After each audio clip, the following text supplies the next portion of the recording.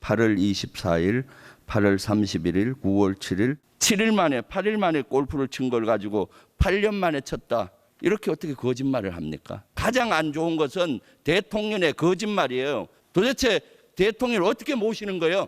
이거 직언할 사람 없습니까? 제발 정신 좀 차리세요. 제대로 국무위원 폼만 잡지 마시고 목숨 걸고 조언하세요. 대통령실 경호처 차장님, 조금 전에 질의와 관련해서 답변하실 추가로 내용 있으십니까? 제가 본 윤석열 대통령님은 누구보다 솔직하시고 진솔되시고 진심이십니다. 뭐 그 부분에 대해서 아까 진정 어린 사과가 뭐 느껴지지 않는다고 말씀하셨길래 제가 개인적으로 느낀 바를 말씀드리고 싶었습니다.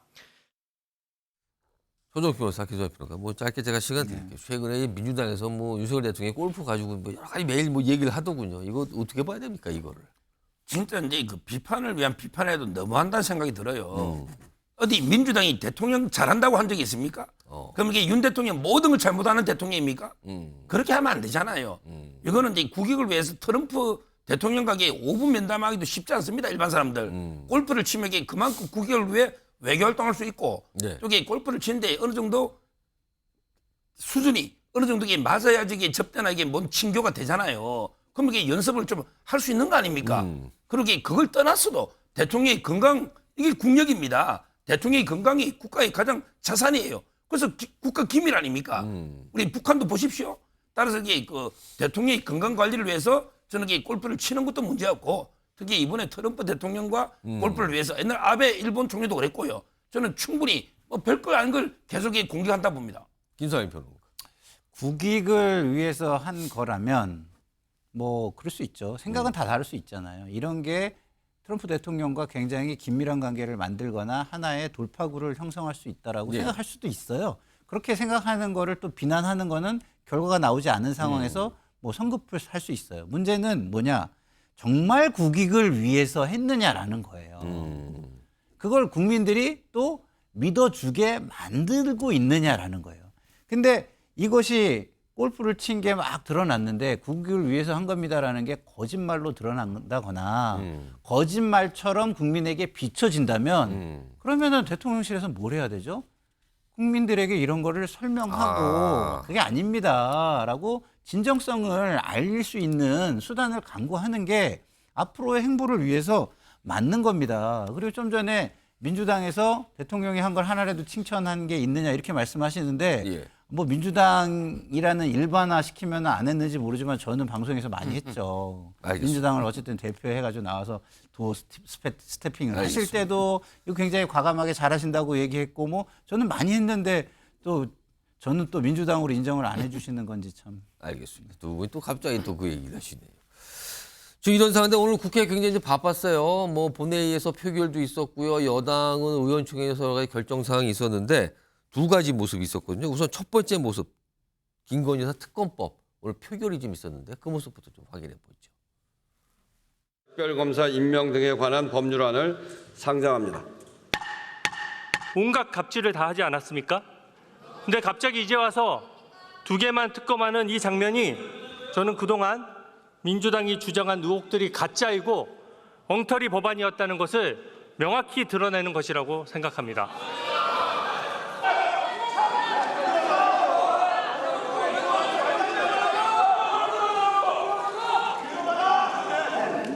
박근혜 대통령과 최순실을 경들 공동체로 투표 결과를 말씀드리겠습니다. 재석 191인 중 찬성 191인으로서 가결되었음을 선포합니다. 그러니까 오늘 여당 의원들이 이제 불참 속에서 뭐 야당 의원들만 있는 자리에서 통과가 됐죠, 저렇게. 그리고 또 한 가지 있습니다. 오늘 이 국민의힘은 의원총회를 열어서요, 이 특별감찰관 추천 문제를 논의했거든요. 뭐 어떤 결론이 좀 나왔다 그러는데 영상으로 확인해 보겠습니다.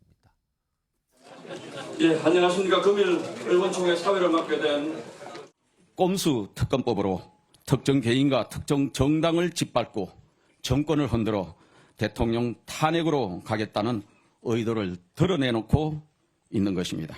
우리 국민의힘은 반헌법적인 특검 압법에 단호하게 반대한다는 것을 분명히 말씀드립니다.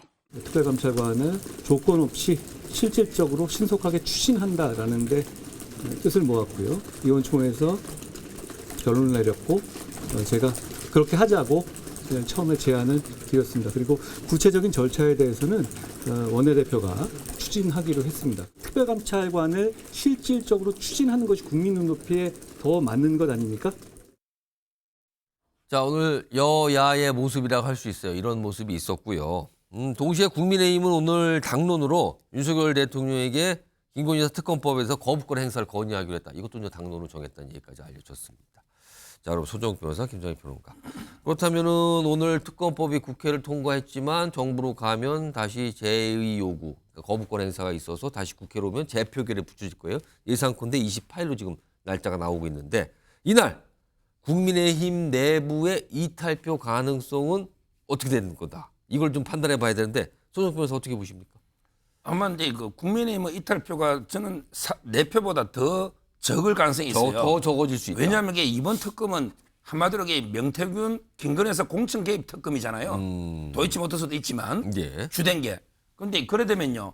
한동훈 대표가 이제 이번 공천은 책임을 짓잖아요.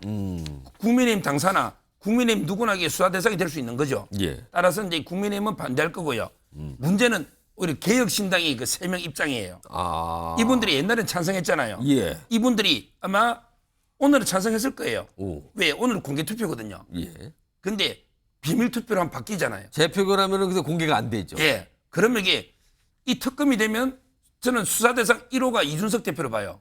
2022년 김영선 공천보다 수사할 거예요. 이번 공천보다. 그러면 이게 그 이준석 대표나 천하람 의원도 이게 또 칠불사 명태균 씨도 있고 김종인 의원도 있어요. 예. 자, 그러면 이게 과연 개혁신당이 무기명 투표에서는 찬성할까? 이런 데 의문이 들어요. 그래서 저는 의외로 반대표가 더 나올 수가 있다. 이렇게 말씀드리고 그 전에 좀 이게 똑같은 걸 지금 3번째잖아요. 우리 법조인들은요. 한 번 재판하면 일사부재리입니다. 예. 일사부재리. 또 똑같은 건 재판 안 해요. 예. 근데 국회는 똑같은 김건희에서 특검 가지고 3번, 지금 또 안 되면 세 4번, 번째죠. 또 안 되면 5번. 아니 4년 내내 이거 말 겁니까? 국회의원들에게 정말 지긋지긋합니다. 안 될 거 뻔히 알잖아. 대통령이 거부권하고 또 이게 안 되고 거부권하고 안 되고 이런 거 좀 그만하십시오. 자, 김상희 평론가. 네. 28일 재표결이 이어진다면 국민의힘 내 이탈표 가능성. 지금 소정 변호사는 이전 4표보다 더 낮아질 가능성이 있다고 판단을 했는데 어떻게 보십니까? 그러니까 똑같은 걸 왜 자꾸 하느냐 이렇게 얘기하시잖아요.